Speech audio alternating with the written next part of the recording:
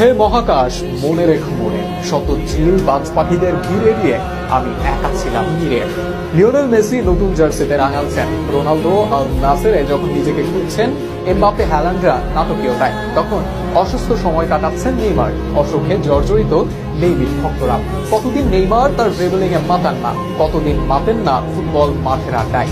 দীর্ঘদিনের ইনজুরি থেকে ফিরলেও এখনো ফেরা হয়নি কোনো ম্যাচে।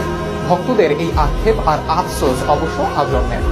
একজন নেইমার যতটা সময় মাঠে কাটিয়েছেন ততটাই কাটিয়েছেন পেলে। তবে নেইমার হয়তো ভাগ্যবান, ব্যালন ডিওর পাননি, যেটা হয়নি কোপা কিংবা বিশ্বকাপ। তবুও বিশ্বের অন্যতম জনপ্রিয় ফুটবলার তিনি, ভক্তের সংখ্যায় হয়তো তৃতীয়।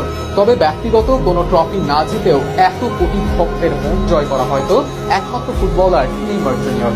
আর এই ভক্তরাই হয়তো নেইমারের জীবনের সবচেয়ে বড় পুরস্কার। লিওনেল মেসির 7টি ব্যালন ডিওর ব্যক্তিগত অর্জনে তার সমমানের ফুটবলার খোঁজা ভার। তবে সেই মেসির সাথে সমানে টক্কর হয় পর্তুগিজ তারকার। 5টি ব্যালন ডিওর জিতেছেন তিনি। ক্লাব ফুটবলের সব পেয়ে গোল স্কোরিং এ ইতিহাস গড়েছেন CR7। তবুও সেই মেসি রোনালদোকে বাদ দিয়ে আলাদা একটা ফ্যান বেস থাকতে পারে কোন ফুটবলারের, তাও আবার একই দশকে এত বড় হারে। হয়তো ভাবনারও বাইরে। অনেকেই মনে করেন ব্রাজিলিয়ান নাম্বার 10 হওয়াতেই নাকি নেইমারের